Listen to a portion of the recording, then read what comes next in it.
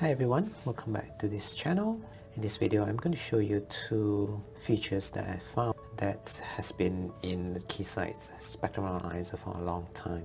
So as you can see on the screen, we have this thing called trace zoom and then zone span. So I try to find out what are the differences between these two features. So to save you from reading the help file, this video is going to show you the differences between these two features.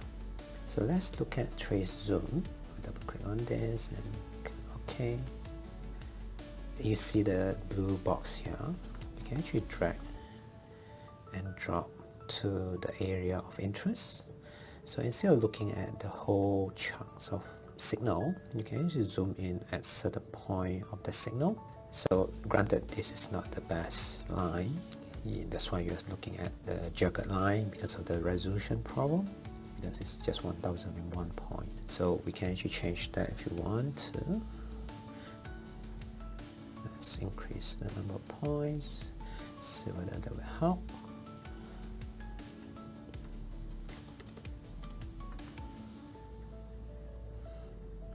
Not quite. So let's just decrease the RBW, increase the RBW, and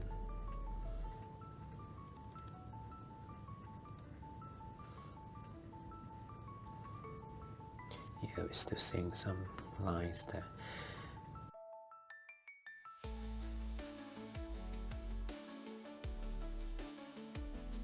Let's look at this trace using real-time spectrum, because I know that real-time spectrum does show you a better line.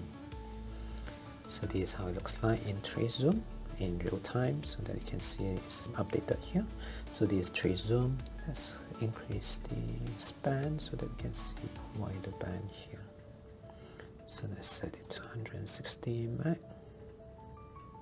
So center frequency over here, somewhere here. So like I mentioned just now, the blue box you can actually drag and drop to any region of interest within this 160 Mach span.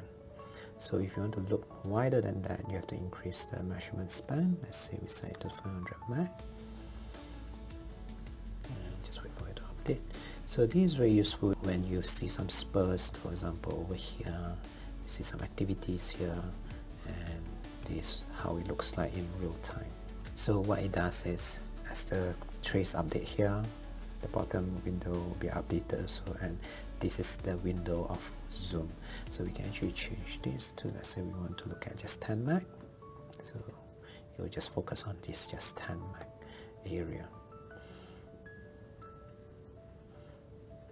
So you can actually drag the box to anywhere you like within the span here. And the key point is that you can't drag the box outside of this whole frequency range. So this is different when we use zone span. So let's go to frequency display and view zone span. So zone span is similar to trace zoom. The big difference is that trace zoom you have to work within the frequency range on window 1. For example, right now we set it to 5 gig and we have a span here 100 Mach.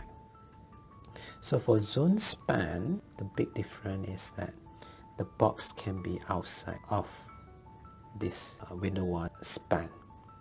So for example, if I lessen it down to, let's say, 10 megahertz, and to update that, you have to click the bottom window so that it will be updated, and the top window will be static because there's only one hardware, there's only one super heterodyne. It's like you are setting two views of the spectrum analyzer using the same hardware, so there's only one window be updated at one time.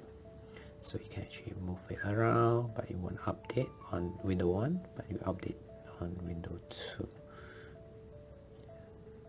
So to change that box, we can actually go to zone center, and then we can move that. You see, you can move outside of the frequency range of window 1. And when we click the bottom window, you'll be updated to somewhere over here. Let's increase the span here so that you can see what I'm talking about. So currently the center frequency for our zone center is 4.92. Let's increase it to 500 Mach. So you can see the box over here. It was outside of the range of Windows 1, but it still be able to update on the Windows 2. These two features, trace zoom and zone span, you can find it in both real-time spectrum analyzer and also the normal sweep spectrum analyzer. So I hope it's explained to you the difference between these two features. Thanks for your time. Thanks for watching.